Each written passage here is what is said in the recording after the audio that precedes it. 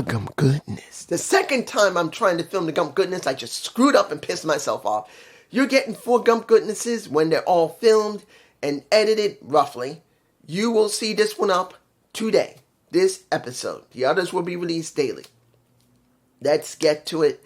But before I start, I wanted to make it clear, I did see Worlds Collide, but I chose not to review it.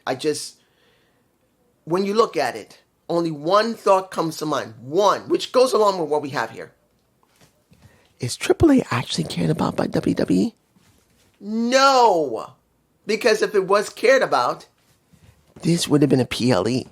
Which I thought it was going to be until I heard it was going to be on YouTube. And the first one, what they did show, I can understand. They just wanted to get it out there. But again, they don't care about this company, which is not a company. AAA is not a company. It's just an asset. And I want to say this briefly about Worlds Collide. It wasn't bad. But Phoebe Apache and Natalya. Only reason I'm saying something is that I'm angry, not because of the match quality and the story, which wasn't great, but it was alright somewhat. It was about why is Natalya not going to TNA? I want to see her at Bound for Glory. She should be going to Bound for Glory. She's already gone to NWA and she's gone to other promotions. Why can't she go to Bound for Glory? Why can't they set that up? They haven't. Because again, it's an asset, TNA. Now, let's get to this, which goes along with it.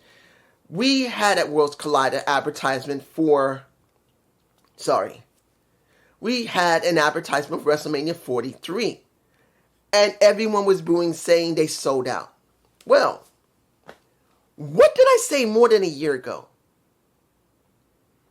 JD did a video on it. I don't know if Alex did, but JD did a video on this days ago when he heard about it. And he was not happy. In fact, he hasn't been happy with the company for quite a while now because he noticed what I was saying quite a while ago and what made me not do Raw reviews and SmackDown reviews. Now, mind you, admittedly, and I say this, I've said it before, I see these shows on replay. I don't watch them when they come out now because I'm doing something else. But I see the videos of replay, which is fine. But I noticed Raw was getting really boring and I didn't like it. SmackDown was getting really boring and I didn't like it. And even though, as you've seen already from another Gump Goodness, AJ Lee has come back, but it's not about AJ. It's about this. And understand, people do not want to hear what has been stated by maybe me and a few other people who noticed this a while ago. Unless I'm one of the few that really saw it early. Because I don't think I'm the first person who saw this coming. I'm sure there's a few others who might have been easily before me or at the same time who were saying we don't know how this company is going to be run when Vince sells it. Everyone else, JD and Alex and Solomonster, to a certain extent, were happy that Vince was no longer going to be part of the company. But I said this openly. It makes no difference about Paul Levesque. It's going to depend on who is running the company. And it's Ari Emanuel at the time. But as I said before, and if you don't know, you're about to find out now, because it happened early in the year.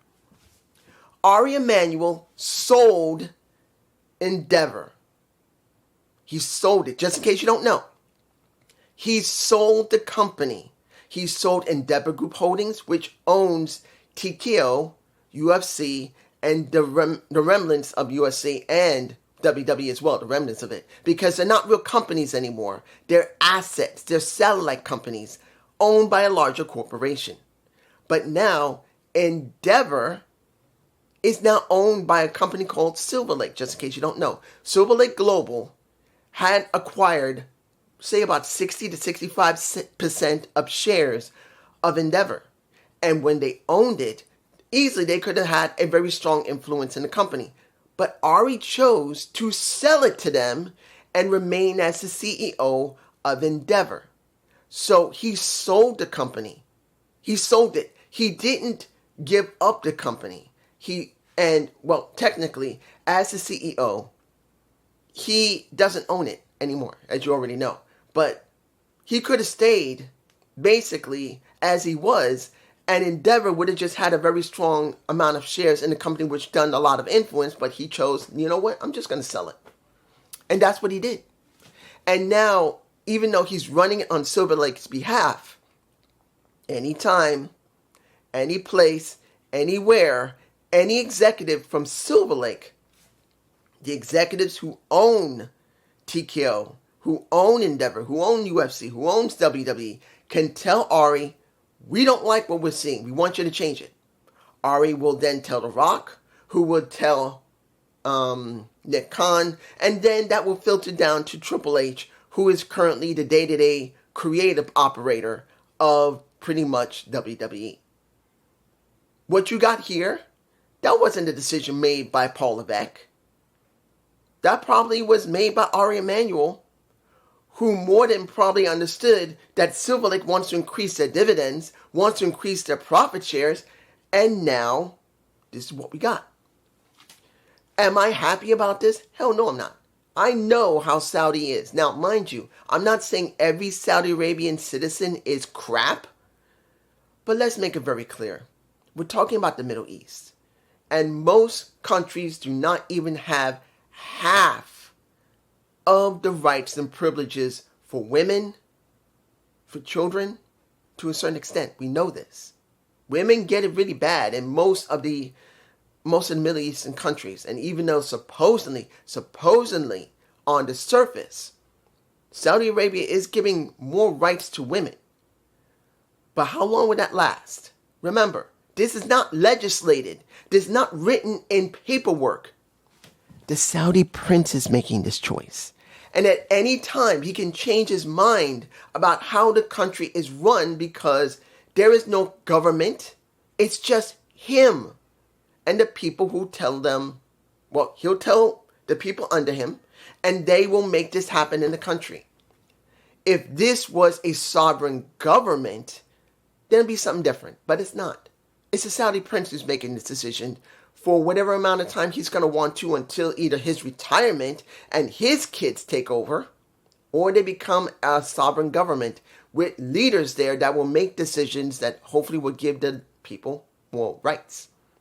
But as it stands, people are going to still be pissed. The hardcore fans will be pissed. Will the casuals care? No. They just want something to watch. So the casuals are not going to care, but the hardcore fans will care. It's just me. And I hope you enjoyed this first Gump Goodness. Peace.